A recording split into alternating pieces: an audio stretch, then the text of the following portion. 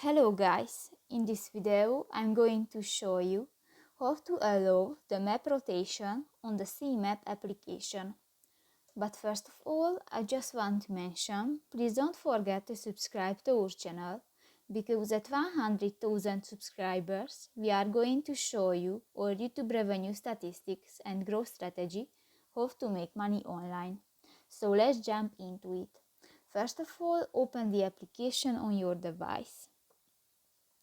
Tap to the layer icon under the search icon at the upper right corner of the screen and go to the display and interaction section, and here you can find the allow map rotation button and just tap to the next white square icon and the map rotation is enabled.